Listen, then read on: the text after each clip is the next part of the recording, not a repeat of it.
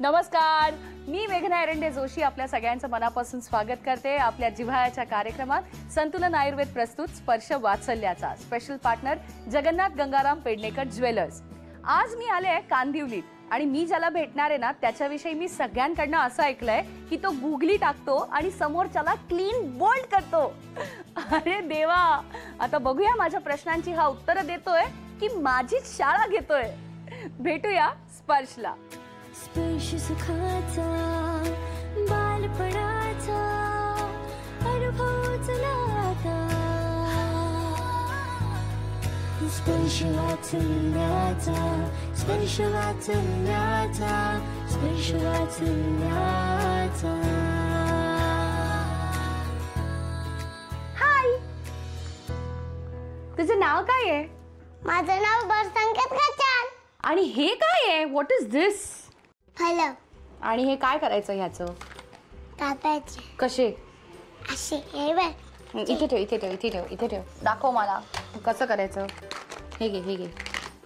आणि हे कापून काय बनवायचं? भाजी हो, पुरणाची, कशाची? पुरणाची। फळं कापून पुरणाची भाजी बनवायची? हो, अच्छा। मी तुझ्यासाठी एक गंमत आणली आहे। दे, पण हे तू काय करतोयस? भेंडी कापतोय। ही भेंडी आहे तुझ्या हातात? ही भेंडी आहे? दाखव।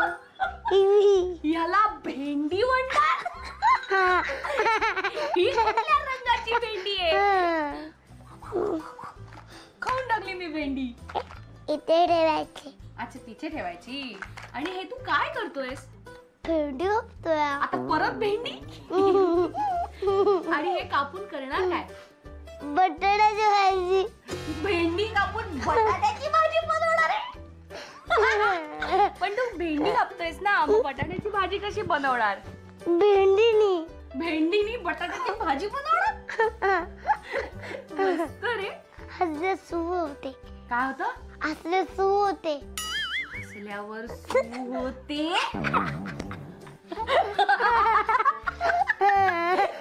हे तुला कोणी सांगितलं की हसल्यावर सू होते? तुला माहिती आहे? बरं, चल चल, तुझं कापायचं काम पूर्ण कर। चल पटापट। आणि मग मी तुझ्याकडे जेवायला आले तर मग तू मला काय देणार? काय बनवणार माझ्या? मच्छी आहे। काय? मच्छी। मच्छी? अरे वा, तुला आवडते? मच्छी बनवतोय मी। अच्छा, मच्छी बनवतोयस का तू? कुठली मच्छी देणार तू मला? मी चुकलो म्हणून मी खोटं बोललो म्हणून। काय? मी चुकलो म्हणून मी खोटं बोललो? काय चुकलास तू? काय खोटं बोललास? आणि मी भेंडी कापत होतो तेव्हा आता मी बोललो मच्छी कापतोय। असं झालं? आणि मग हे तुला कोणी सांगितलं की तू खोटं बोलतोयस म्हणून? तुला कसं कळलं? अरे ह्या गाडीने सांगितलं। हा खोटं बोलतोय हे याला या गाडीनी सांगितलं?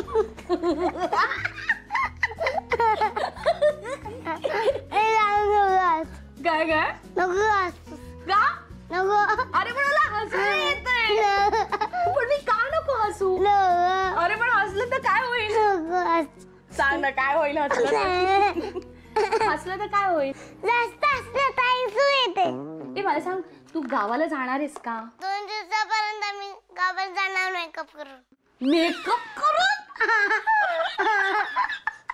मेकअप करून गावाला जाणार आहे? का पण? जाणार आहे। अरे पण मेकअप कशाला करायला पाहिजे तुला? करायचंय मला मेकअप। पण का? तू काय मुलगी आहेस? हा, चल। टिकली बिकली आपण लिपस्टिक लावून जाणार। कुठे? हा, तुला शेंगदाणे आवडतात? हो, का आवडतात? वेफर आवडतो। वेफर्स पण आवडतात? आणि तो खाताना कसा आवाज येतो रे वेफर्स खाताना? असा। हा, कसा आवाज येतो खाऊन? तू सांग। तुझा? अरे मला काय विचारतो? मी त्याला विचारतो असा। आता तू कर, आता तू करून दाखव। वेफर्स खाताना कसा आवाज येतो दाखव। मी तुला एक गंमत सांगू? माझ्याकडे जादू आहे, ती जर तू डोळ्यावर लावलीस तर तू गायब होणार। तू कोणालाच दिसणार नाहीस। करायची? हा, इथे बस, शांत बस। कसला मुंड्या। हा बस। हा, अरे वा, तू धोतर नेसलायस? याला धोतर म्हणतात?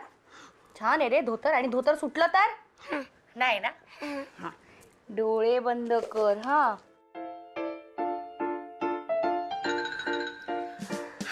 आता हे तू घातलंस की तू कोणालाच दिसणार नाहीस, तू गायब होऊन जाणार. अरे स्पर्श कुठे गेला?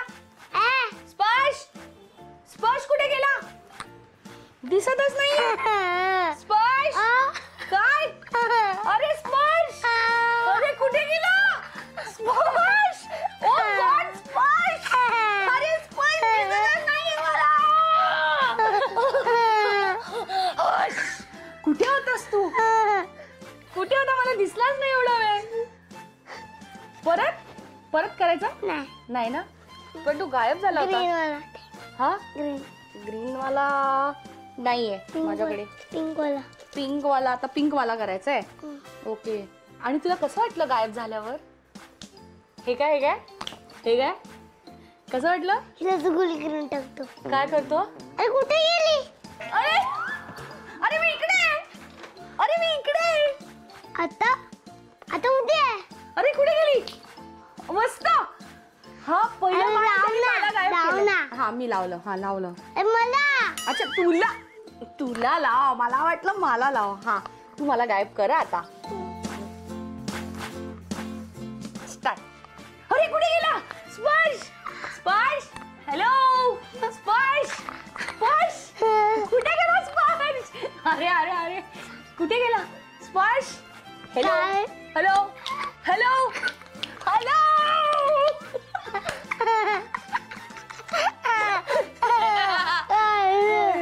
हो, दिसला दिसला दिसला दिसला दिसला काय रे? दिसला रे, मला दिसला. दे रे अरे, मला. कुठे गेला होतास तू मला सोडून? कुठे गेला होतास मला सोडून? अरे धवाले, हा धवाले. अरे लाव ना. अरे हो, लावते ना.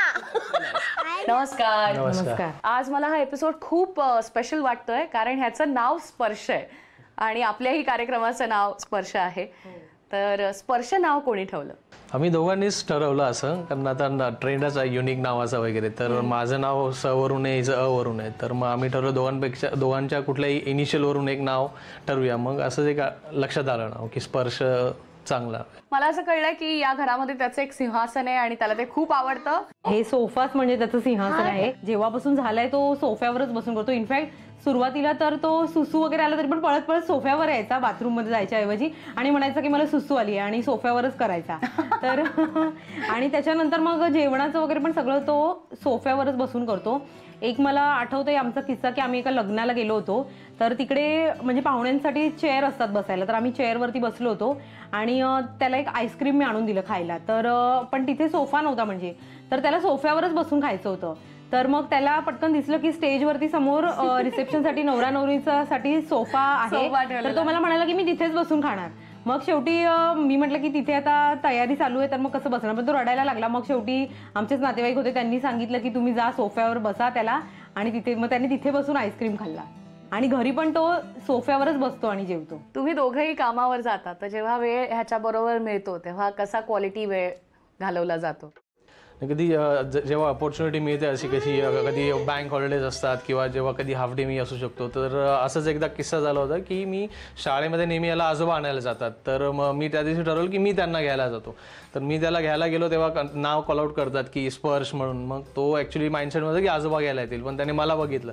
तर मग तो एकदम खुश झाला ॲक्च्युली की अरे आज डॅडा कसे घ्यायला आले म्हणून असं.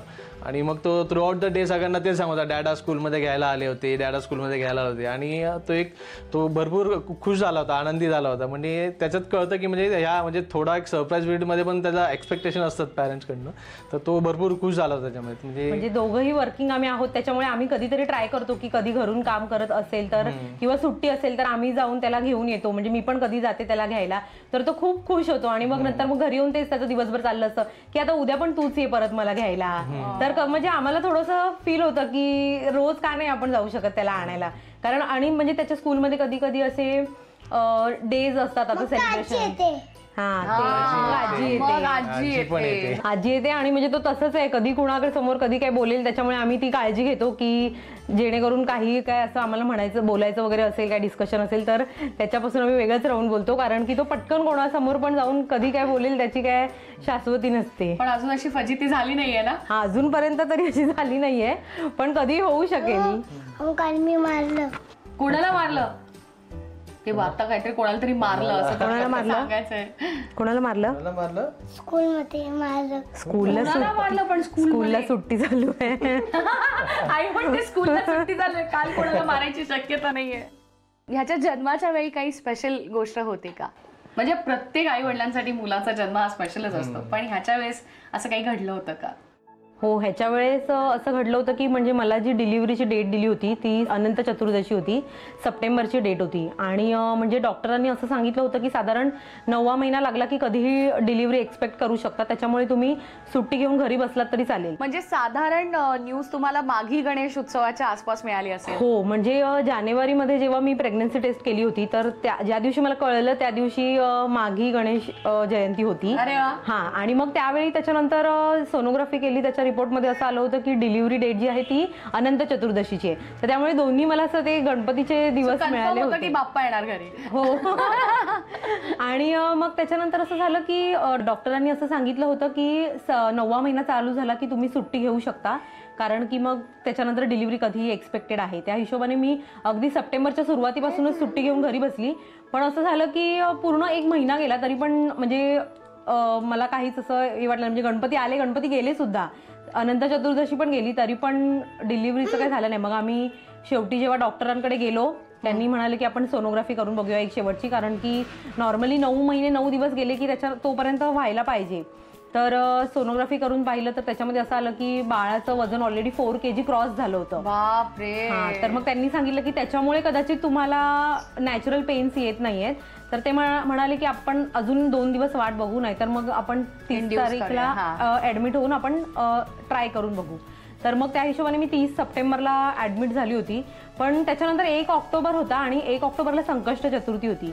तर माझी अशी इच्छा होती की मग 1 ऑक्टोबरलाच त्याचा जन्म झाला तर चांगलं आहे. आणि मग पण डॉक्टर म्हणाले नाही, आपण ऑलरेडी बरेच दिवस वाट बघितली आहे, तर त्याच्यामुळे आपण आजच डिलिव्हरी करूया. पण माझ्या मनातून अशी इच्छा नव्हती की 30 तारखेला त्याचा जन्म व्हावा. आणि मग मी ॲडमिट झाले. त्याच्यानंतर डॉक्टरांनी टॅबलेट दिलं, इंजेक्शन दिलं आणि इंड्यूस केलं. सकाळी 7 वाजता मी ॲडमिट झालेली. डॉक्टर म्हणाले की आपण दुपारपर्यंत वाट बघू. नॉर्मली पेन यायला चालू होतात दुपारनंतर. तर तिकडच्या त्या नर्सेस आणि डॉक्टर ते पण शॉक झाले की दुपार उलटून गेली, संध्याकाळ झाली, मी आपली हसत खेळत मस्तपैकी बसली आहे, मला अजिबात काही पेन वगैरे येत नव्हते. त्याच्यानंतर 10 वाजेपर्यंत डॉक्टरांनी वाट बघितली तरी सुद्धा पेन्स आले नाहीत. मग शेवटी डॉक्टर आले रात्री आणि मला म्हणाले की ठीक आहे, कदाचित तुमच्या बाळानेच असा विचार केला की आईची अशी इच्छा आहे की 1 तारखेला यायचं, तर मी 1 तारखेलाच येईन, त्यामुळे आपण आजची रात्र काढूया आणि उद्या आपण डिलिव्हरी करूया. आणि मग म्हणून मग त्याचा जन्म मग 1 तारखेलाच झाला. गणपती बाप्पा पावला तुम्हाला. गणपती बाप्पा मोरया. नमस्कार. किती गोड आहे हा स्पर्श, दंगा केलाय आणि आमच्या अख्ख्या युनिटचा फेवरेट झालाय तो एकदम. तर घरी पण अशीच मस्ती करतो का? खूप मस्ती करतो. त्याचा एवढा आवाज मोठा आहे, आम्हाला स्वस्त बसावं लागतं तो शांत होईपर्यंत. आजोबा तुमचं काय म्हणणं आहे? तो मस्ती करतोच. मी रोज शाळेतून त्याला आणायला जातो, पण तो चालत येत नाही.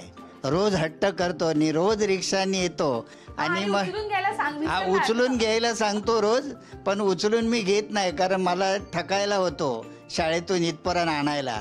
त्यामुळे आम्ही दोघं रोज दुपारी रिक्षातून येतो. स्पर्श दररोज फोन करतो आणि मला बोलतो की मावशी मला ज्यूस आण, फ्रूट ज्यूस आण. आणि दररोज वेगवेगळ्या डिमांड्स असतात त्याच्या, की मला हे खेळणं हवं आहे, मला हे पाहिजे, मला ते पाहिजे. अरे किती छान, तुम्ही सगळ्यांनी त्याची पोल खोलली आहे आणि आता तो तुमची पोल खोलणार आहे. हेच आपलं पुढचं माध्यम आहे, पोल खोल. यामध्ये मुलं बिनधास्त उत्तरं देतात आणि ह्याच्याकडनं तर आय एम शुअर मला काहीतरी वेगळी आणि भन्नाट उत्तरं मिळणार आहेत. तुला आणलेलं चॉकलेट, आईस्क्रीम किंवा चिप्स डॅडा आणि अम्मू खाऊन टाकतात का? तुला देतात? ते काय आहे? ह्याच्यात तुझं नाव आहे स्पर्श आणि आमच्या सिरियलचं नाव आहे वात्सल्याचा. अजून काही प्रश्न आहेत? हे झिवा झालं. पुढचा प्रश्न विचारू. ओके, तू मम्मी पप्पांशी खोटं बोलतोस का? हो. काय खोटं बोलतोस? गाडी खोटं बोलतो. अच्छा, गाडी खोटं बोलते, तो नाही खोटं बोलत, हो ना? तू कोणाला घाबरतोस, डॅडाला का अमूला? अमूला घाबरतो. ह्यांना अच्छा, दादांना. आणि दादा कशात चांगले दिसतात, टी शर्ट मध्ये, शर्ट मध्ये का कुर्त्यामध्ये? त्यांनी काय घातलं पाहिजे, टी शर्ट की शर्ट? कुर्त्या. कुर्त्या घातला पाहिजे. कुर्त्याचा घातला पाहिजे. कोण बडबड करतं जास्त, मम्मी बडबड करते का पप्पा बडबड करते? मी. अरे देवा. ही नक्की माझी फोन बोलायचं. आणि ही करते. आणि असं का नाही का? मोहन एकदा कर ना. अरे थांब. इथूनच कर. थांब ना. अच्छा, तुला जास्त कोण मारतं, मम्मी का पप्पा? कोण मारतं? मी अरे अरे अरे अरे, मारून दाखवायचं नाही, सांगायचंय. तुला कोण मारतं? अजूनच घालवतो. हा, अजून तुला कोण, तू सगळ्यांना मारतोस ते कळलंय मला, पण तुला कोण मारतं, मम्मी का पप्पा? मी. मी कधी मारलं तुला? आता भेट, मला ठोकच देते तुला. तुला कुठलं फिश आवडतं? पापलेट. वाव. मच्छी. हो. सुरमई. हा, आणि कोलंबी. आणि गुलाबजाम. कुठलं फिश आवडतं? गुलाबजाम. मांदेली. मांदेली. अरे बापरे. चकली. चकली. चकली हे फिश आहे? खेकडा. हा. करंजी. करंजी. बारी. करंजी, शंकरपाळी. अरे धमाल परत परत झालं नाही, बस. मच्छी. बस झालं. पापलेट. हो बेटा, सुरमई. झालं आता, मांदेली. बस आता. आणि काय कोलंबी. कोलंबी. कळलं मला. गुलाबजाम. Thank you so much. आणि ह्याची बडबड चालू राहणार आहे, पण त्याआधी आपण खेळणार आहोत एक छोटासा गेम, आणि तुला मम्मा दादा जिंकून देणार आहे झी युवा तर्फे एक आकर्षक भेटवस्तू. आपल्याकडे काही ग्लासेस आहेत आणि डिशेस आहेत, तर तुम्हाला ह्याचा मनोरा रचायचा आहे. सो मॅक्झिमम जेवढा उंच होईल तो जिंकला, आणि यासाठी तुम्हाला 2. All the best. बोल आई बाबांना बोल, ऑल द बेस्ट. कोण जिंकणार, अम्मू का डॅडा? मी जिंकणार. Yes, thank you. एकदा जरा बोल, all the best. Yes, all the best. मग आपण सुरुवात करूया, तुम्हाला कळलंय. So it's all about balancing. Okay, हा, ठीक आहे. आणि युअर टाइम स्टार्ट्स नाव.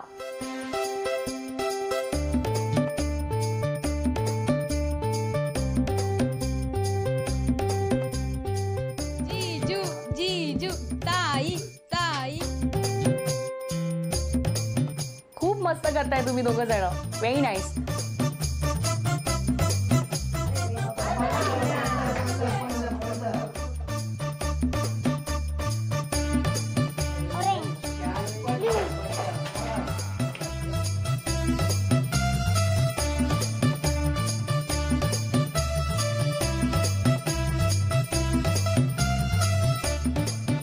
सावकाश सावकाश.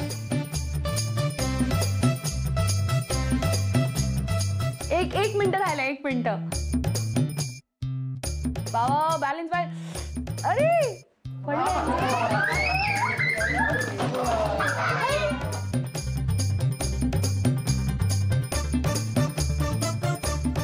Last 10 seconds. 10, 9, 8, 7, 6, 5, 4, 3, 2, 1. Stop. वो. आणि रिझल्ट आपल्या समोर आहे, दादा जिंकले. आणि दादानी तुला जिंकून दिला आहे झी युवा तर्फे ही आकर्षक भेटवस्तू.